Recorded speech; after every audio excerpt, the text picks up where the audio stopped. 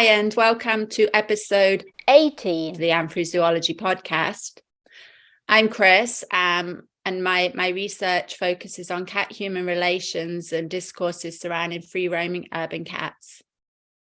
Hi, I'm Michelle, and my research focuses on elephant health and welfare and captive elephant-human relationships. Hello, my name's Sarah, and I'm a postgraduate researcher looking at shark-human interactions. And today we want to say hello and welcome to Mariah Madigan from Frankie's World, a rat sanctuary in Canada. Hello, Mariah. Maybe you can tell us a bit about Frankie, how Frankie's World came about, and what Frankie's World does and aims to achieve. Yeah, okay. My name's Mariah. I'm happy to be here today talking to you about Frankie and rats. So Frankie's World is a rat rescue and sanctuary that I founded in honor of my first rat, whose name was Frankie. I don't even know where to start with her. I'd never had pet rats before, and she came into my life through kind of unexpected ways. I never intended to have a pet rat. I'd always heard that they'd made good pets, but never had one myself. And over the years, it's become kind of a tradition of mine to honor the life of one of my animals that's passed away by rescuing another. So I had a couple pet mice.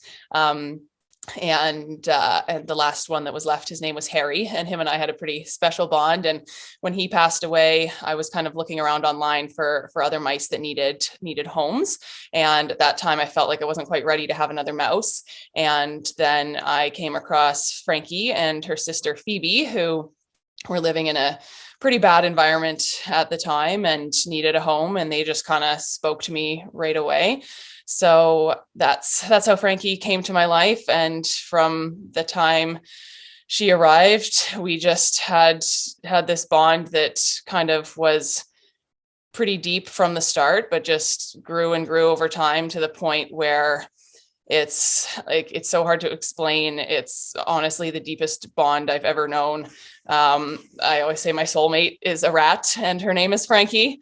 And she just became everything to me, and I was everything to her. We spent kind of every minute of my free time together. And it was like there was no me without her and no her without me. Everyone kind of knew that, we were just one and the same. And so then kind of because of that, she expanded kind of my knowledge of rats, and they became my favorite animal, of course. And then when she passed away, it was obviously really, really difficult and had a hard time for a while. And then I kind of kept feeling this need to do more, and kind of felt like it was my duty to do more in her honor, to give, an awesome life to more misunderstood, rats and other animals, just like I did for her. So I named my rescue after her, and on the anniversary of the day that I adopted her, which ended up being kind of about 6 months after her death, I formally founded our nonprofit called Frankie's World Rescue. And so what we do basically is it kind of started off as we, a bit informally, we were looking shortly before Frankie passed away for another buddy for her, because her sister had passed away a short time prior to that. And so we were looking on this kind of ad website in Canada called Kijiji, where people frequently post kind of pets that need rehoming and things like that. And at the time, there were 18 rats in our general area that needed homes. And so my wife said, "Can we get them all?" And I said, "Heck yeah." So we ended up with these 18 rats, and they were our original members of Frankie's World. And then from that, we grew to start accepting owner surrenders and things like that. So basically, we function part as a sanctuary, part as a rescue. So we take in mainly rats, but occasionally other animals from time to time that have complex medical issues that their, former humans aren't able to handle or don't have the finances to be able to take them to the vet and get appropriate, care and surgeries and things like that. Or elderly rats who have been in multiple homes already and who it would be kind of unfair to rehome yet again. So we let them live out their lives here at the sanctuary. So right now we have about 15 permanent residents that are living out their lives here with us. And then we then take in, owner surrenders of, young rats. People have accidental litters. They don't realize they have a male and a female that they've got, from wherever. And then they have these surprise babies and don't know what to do with them. We recently had a huge intake of these people that just found a colony of domestic rats living in their backyard that someone must have dumped somehow. They were probably feeder rats that either escaped or someone let out. And so we kind of just get rats from various different means. Sometimes other rescues reach out and collaborate with us, kind of if they're full, but they have someone who, has a rat who really needs help. And we work together to try and make those things happen. So basically we just kind of try and do whatever we can, whenever we can for the rats in our area. I try really hard not to say no to anyone. And if we're not able to take the rat in, if we're kind of full, then I always try to help people out to find somewhere that can take them. And we do a lot of, education and advice as well. We have a pretty big social media following. And so people will reach out to ask, questions about their rats, about proper care, proper housing, if they think one of the rats is unwell and what they should do and things like that. So kind of a bit of everything. That sounds amazing. So do you know anything about the numbers of rats in need across Canada or even in other countries? A lot, in short. I don't have any specific numbers, but because they reproduce so quickly, there's always, far more than are intended, because they're used so widely in research. There ends up being quite a few rats that then don't have a purpose anymore, and people don't know what to do with them. And they either get, unfortunately, euthanized by whatever institution is using them for research. They sometimes get liberated by awesome people who want to help them have a new life. And if we're lucky, sometimes those people, donate those rats to rescues or sanctuaries or try to find homes for them. So there's quite a few. There is no shortage of rats that need homes. I could, without even trying and without really being very well known at this point, because we're still fairly new, I get requests weekly for rats to be surrendered. So there's far more rats than people helping rats. How many rats do you usually serve in a month? How many rats are coming in? How many rats are you able to adopt out? Yeah. So currently in our care, we have 54 rats. Wow. Yeah, it's quite a lot. I don't know, at some point it seems like it just, you stop counting 10, 50. It's just kind of, they're there. And definitely less going out than coming in. We've recently adopted out 5 of our babies that came from the backyard rescue. So they're doing quite well. Other than that, we always kind of have them posted as available for adoption and fostering. Haven't had a ton of attention with that yet. We live in a small town, and getting the word out that, rats are cool and fun animals to have, just like cats and dogs, is not a challenge, but it just takes some time for people to get to know us and, have an open mind about rats. So we're still working on kind of education in that regard. But in terms of rats that we serve on the whole, I would say easily like 100 a month between the people that, are reaching out to me virtually, sending me videos of their rats. This is what my rat's doing. What does this mean? Like, does, my rat's not acting normally? What should I do? What kind of, treatments can I give them? And obviously I'm not a veterinarian, but I try my best to, based on my experience, say, you should really take your rat to the vet, or, this is what this behavior means, or, your rats, you're finding that they're being a little bit aggressive, or, not as social as you'd like. And here are kind of some techniques and things that you can do, and things like that. So I find that we probably end up helping people more through education at this point than physically rehoming rats, but working on changing that as we get the word out in our area. Yes, I have a question. I guess a key part of the education is sort of how to avoid all these accident litters. And I know from years ago with mice that it's not so easy to sex them, and I ended up with a lot of mice. So I guess part of that is sort of education, how to sex them and when to separate them. But I don't suppose, and if you know anything about, I know with cats, dogs, you're new to them and it's sort of the done thing, but is that done with rodents or not recommended, or how would that help at all? I'm just curious because. Yeah, for sure. So it is done. It can be done. It's not done very frequently. We had Frankie spayed because in females, rats are prone to certain health conditions, particularly tumors, just from their background as kind of research animals and, the breeding strategies and things like that. So female rats are very prone to tumors of the reproductive system, as well as pituitary tumors. And so there's a thought that if you spay female rats young enough, that it can significantly decrease the odds of them developing tumors. So that's the main reason why we did it. It is a little bit costly. And so some people feel that, well, it's just a rat. They only live a few years, why would I, spend this money for a surgery kind of thing, which is an unfortunate mindset that a lot of people have.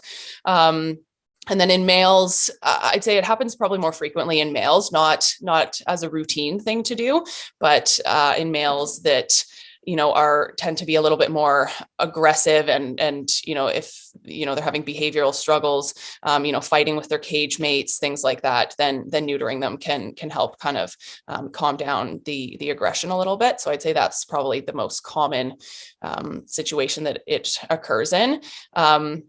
But yeah, definitely sexing them is difficult. And I had some challenges with that when we ended up with our group of babies. There were probably 20 of them that were under a month old. And at that age, it's very difficult. And I had never done it before. So I'm like Googling pictures and trying to kind of figure it out. And I made a few mistakes that luckily didn't end up in any accidental babies.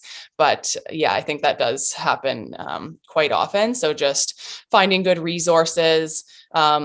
I try to always kind of have good resources, good pictures, good things kind of available to people, so that if they ask for things like that, then I can direct them to things that can give them the best chance to try and figure it out. And what if that's like in Canada? Because I remember when I was in Kentucky, I took my mice to the vet once, and basically they laughed at me for taking mice to the vet, and sort of the small animals, it was the care just wasn't there, or it was So I guess that's part of what you do, is to try and show that these animals are also special. And yeah, for sure. So that's been a huge challenge of mine and a constant source of frustration. We're very lucky that in our small town, one of the vets will see exotic animals. Rats are considered one of the exotic animals. And although she doesn't have a ton of experience with rats, she's getting experience by seeing ours all the time.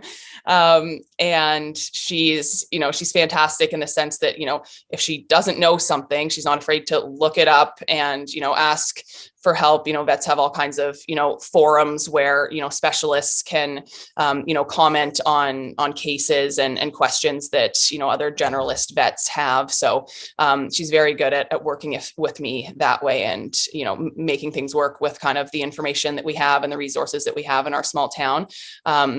We also have a couple hours away from us, a really good specialist exotic vet at kind of a specialty referral hospital. And she's fantastic. Basically anything that you could imagine having done on a rodent, she can do. We've had, rats have major surgeries successfully, x-rays, CAT scans, anything that a human could have, a rat can have. And basically the limiting factor is often price. But some of the vets are good at working with us, as a rescue and giving us some discounts and stuff like that, since we have such a large volume of animals.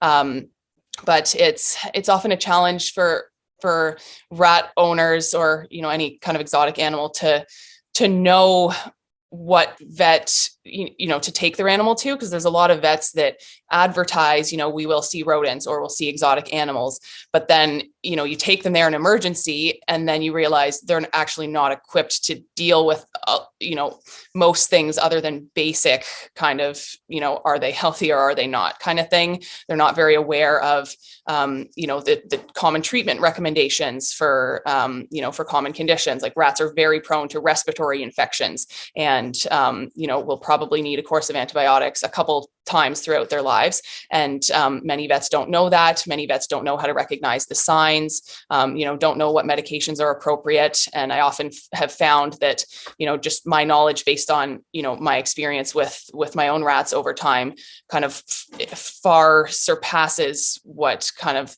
the average vets would be.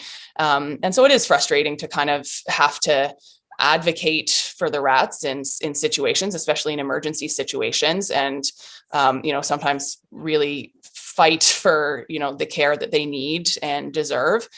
And so what I've done, luckily with my kind of medical background, I'm a human physician, so I know some things, and obviously it's not the same in rodents, but I try to do as much as I can, on my own at home, in terms of recognizing when they're unwell and being able to manage things the best I can, and then reaching out for help to kind of the vet network that we've developed when we need to. I wanted to ask you about the bonds that you said that you had with Frankie. You said it was the deepest bonds that you felt. I want to ask a couple of things. One was if you can tell us a bit more about that bond and what made Frankie such an amazing individual rat, which gave such an amazing relationship. And do rats have certain features and characteristics as a species which make them amazing companions? And have you found other people find rats much better companions than other species that we tend to have as companion animals? Yeah, these are some of my favorite questions. So yeah, my bond with Frankie, I don't know.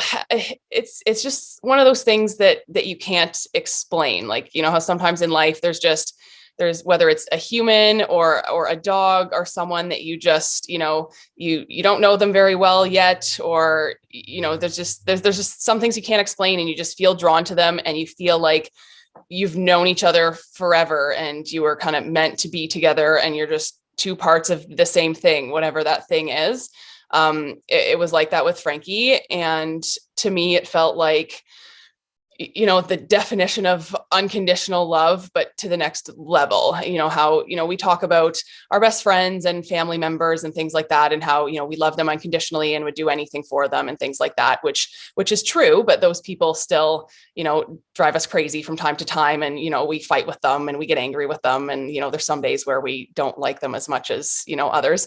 But with Frankie, it was never like that. And like, without any exaggeration at all, I loved every single thing about her. It was like the biggest pleasure of my life to just be there for her and give her everything that she could possibly want and more. Like the nights that I had to stay up because I was worried about her if she was sick, the hours of driving back and forth from, the specialist vet, every day having to give her meds every 12 hours. So, missing out on social activities, things like that, having to say no to things because, Frankie's awake from, 6 until 9 p.m. That's my Frankie time. Like, sorry guys, not doing anything else. And, cleaning her cage, things like that, are often tedious and things that you would rather not have to do, but it's just kind of one of the things that comes with having an animal. I enjoyed every single bit of it. Like, it was just really strange in a really wonderful way. Like, I'm a pretty laid back person, but I'm also easily frustrated and impatient at things. So, I would have expected to be, got to clean the cage today kind of thing.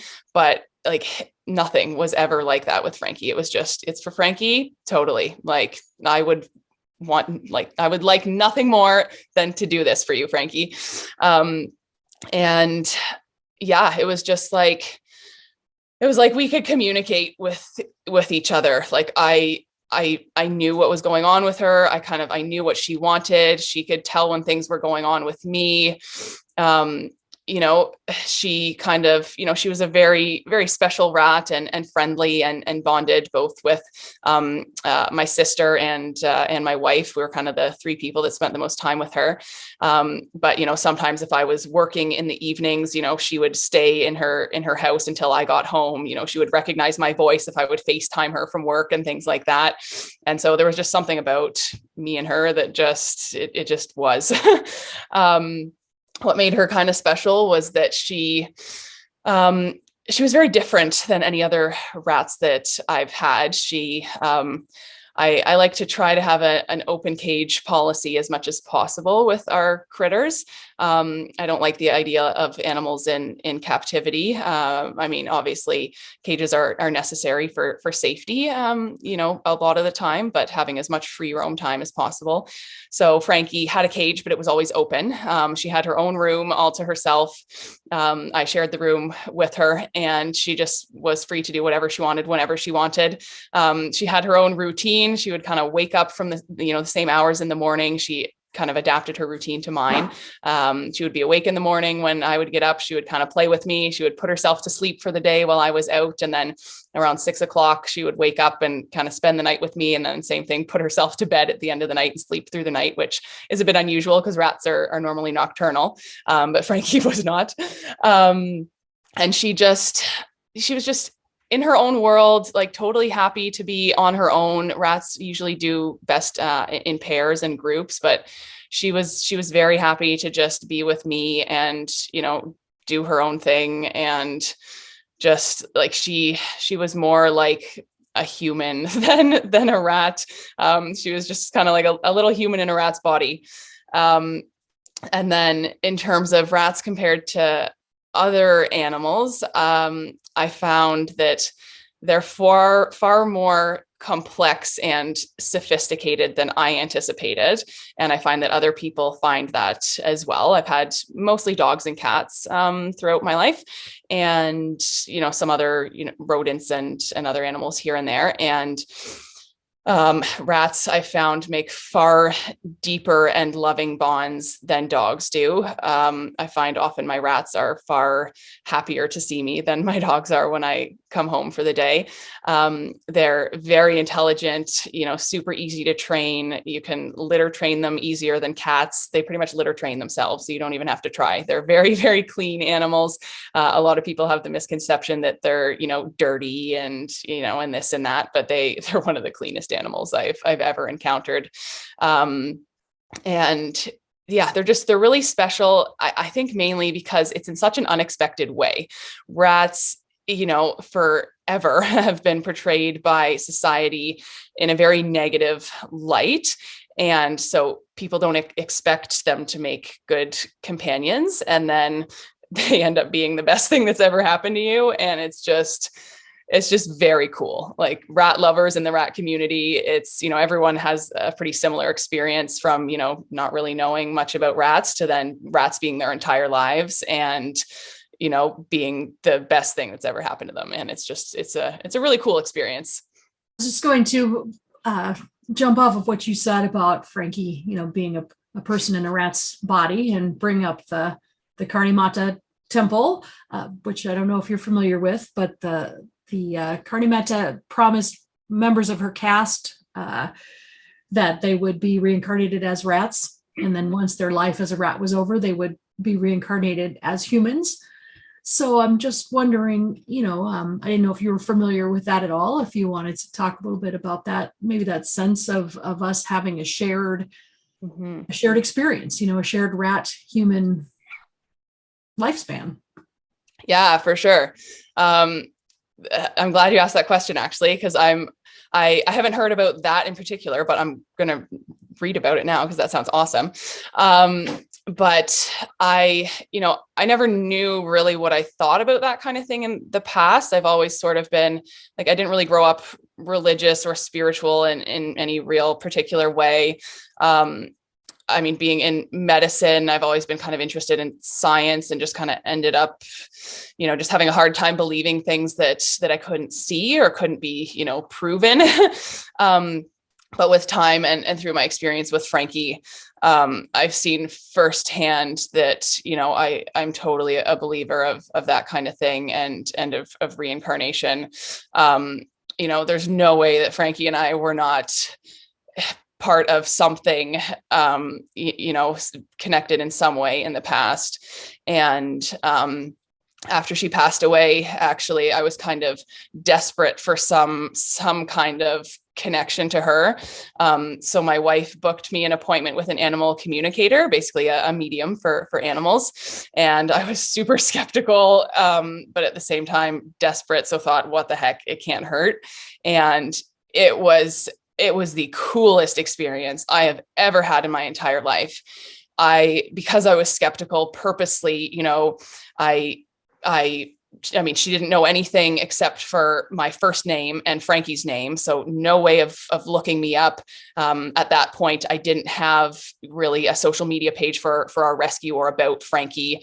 So, and it was private at that time. So there's no way she could have found out anything about me or Frankie. And she knew things and was saying things as if she was Frankie. There's no possible way she could have known things that only me and Frankie knew, only me and Frankie had experienced. And it was like to a T. Like there was not a single detail that was even close to, could be incorrect. Like it was all bang on, and it was just crazy. And we've actually been working kind of with her to this day with both animals that have passed and current animals, helping to figure out, what they're feeling when they're ill, what's going on, how can we help them, when they're approaching the end of life, when they're ready to transition, and how we can help them with that. And it's just been incredible. And, in terms of reincarnation, after Frankie passed, I spent a lot of sessions kind of connecting with her and talking with her, and she kept kind of saying, I'm going to come back, you and I are kind of meant to be together, sort of thing. And I don't know what I'm going to come back as, but I don't think it's going to be a rat, and I don't know when it's going to be, but I'm going to come back. And then this stray cat came into our lives. She was just kind of found living under my wife's boss's porch, and she had an injured leg, and everyone in our lives kind of knows that we're the people that will take in any animal and help them out. So she ended up with us, and she is Frankie in a cat's body. And my wife kept saying, like, wouldn't it be weird if this is Frankie? And I'm like, I don't know. Like, I think I would know if it was Frankie. And then we had a session with our animal communicator shortly after that. And I was kind of, talking to Frankie, and then, all of a sudden, she said, who's that new cat? And I said, oh, this is Paisley. And I kind of talked about the story, and she was like, that's Frankie. And then I was like, what? No, really? And I was kind of, again, skeptical at the beginning, but this cat is Frankie in a cat's body. Like, she does not eat cat food. She eats fruits and vegetables. Like she was mowing down on pineapple this morning. Like it was her favorite thing in the world. Every morning when I'm eating oatmeal, I eat blueberry banana oatmeal every morning. And Frankie would always come out and share it with me every morning. That was her favorite snack. And Paisley comes up and eats half of my oatmeal with me every single morning. And just from the way that she behaves from like her being attached to me like glue from the very start. It's just like, again, one of those things that you can't explain, and that, you know, you think you're crazy and people think you're crazy when you tell them these things, but then people who've experienced it, you know, believe it and understand it. And I think it's really cool when people have an open mind to, you know, to learning about these things. And, you know, just because we can't see something or, you know, necessarily explain it scientifically does not at all mean that it's not real. There's all kinds of things that we can't explain, but doesn't mean it's not true. And yeah, I totally 100% believe in, you know, reincarnations. And, you know, I think rats are a really unique, you know, species. And I think that a lot of them, you know, have been, you know, something else, you know, in a former time, and will become, you know, something else later on. Yeah, so I wanted to share something, and it will lead into a question. But so one reason I was really excited about this podcast was about towards the end of 2020. I was involved in this workshop. I'll put a link to it below the podcast, but basically this hybrid lab called Live Together, and it was a workshop to bring together scientists and artists to think about living together with other animals, essentially. And as part of that, there was a group of 5 of us, and over the few days we had or the guideline was to put together some sort of project that was sort of mixing together scientific information with sort of artistic expressions, blah, blah, blah. So basically we chose rats, and I'm not sure how we came to that, but basically how we approached this was we wanted to sort of look at the species and how rats are perceived differently as a species and the different roles they play in human society, and also try and bring in that individual element. So really try and get the audience to engage with the idea of a rat as a person, as an individual. And I actually dug up the little mask I made. I can show it. I played the role of Phoebe, the pet rat. So we wrote like little scripts that, and the idea was to and we never really finished the project afterwards. One of our team actually wrote something out, which I can share afterwards. Her role was the rat of death. So basically the rat is the persecuted bringer of the plague. And I was the cute pet rat that was spoilt. And and yeah, we had the lab rat, and yeah, the holy rat, and there was the liminal rat. So I'm going to use the word feral. So like a pet that sort of escaped and got lost and was in this sort of strange world where now they were being treated as a pest. So yeah, I learned a little bit about rats from this, and it was sort of, but the exercise itself, really getting to sort of think about the life of a pet rat. And I kind of bought into that, this perception, which I think a lot of people have, that like, ew, rats. And then in my dialogue, there was a friend of, so Phoebe the pet rat, she lived with a 12-year-old girl, and her friend was like, ew, rats. And I think that's a common perception, right? And I think it's a shame. I haven't had much interactions with rats since I was about 8 years old. So some second or third cousin, they were like teenage boys, and I was like 7 or 8, and they had a couple of rats. And then I remember like one Christmas visiting, and I was really excited, and they sort of introduced me to the rats, and like I got to play with them, and I really loved them. And of course I wanted a pet rat then, but it was like, oh no, you can't have a rat there, you have a rabbit instead. And and I mean, so I learned to love the rabbits too, but I think that's that like, ew, only teenage boys would want rats. I think that's a shame, because for sure. That's, yeah, definitely kind of the first instinct that people go to when, when you mention rats. Whenever I tell people either that, I had a pet rat or have pet rats or run a rat rescue, I get, really, rats, kind of thing.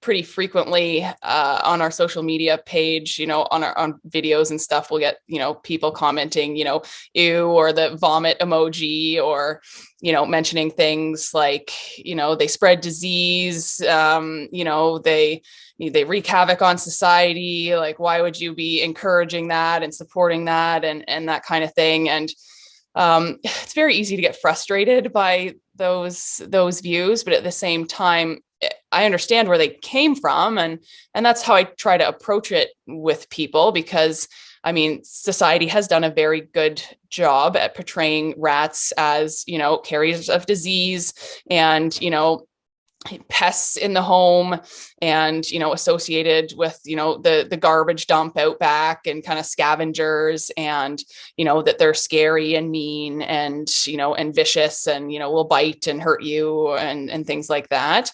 And kind of for good reason, I guess, because this thought that they caused the plague, which is obviously a huge event in our history that people know about. I would think that there's very few people that, the thought of, rats and plague aren't kind of paired together, because that's what we've learned.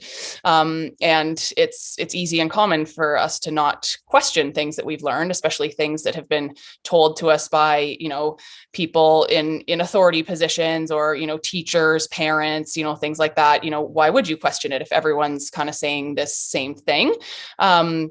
But then, it's nice when people are open to kind of hearing other possibilities. So I try to, inform and educate people how, it was thought that rats caused the plague, but actually, research later on that kind of replicated, how things happened then, and the speed at which the disease spread, and the way in which it spread made it impossible for it to have been rats.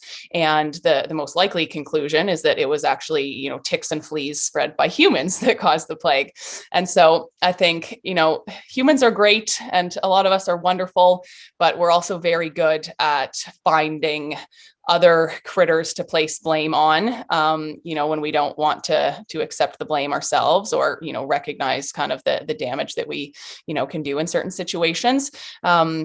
So, that's a lot of where it comes from. And then, rats are wild animals. The domestic species is different, but rats as wild animals, they scavenge for food, because that's what they have to do. And, that doesn't make them gross and dirty. They're just trying to live their lives and find food and find shelter, just as any other animal does. And just as we would if we were in the same circumstances. They end up in our homes and, might chew something that we would rather they not, or, make us nest somewhere where we would prefer they don't. But again, they're not intending to cause us harm. They're just trying to find shelter for the winter. And, you left a hole in your foundation, and they're going to get in through it. So, that's no reason to kill them. If you can humanely trap them, find a safe, place to release them. And, all you got to do is find the holes that they're coming in through and plug them.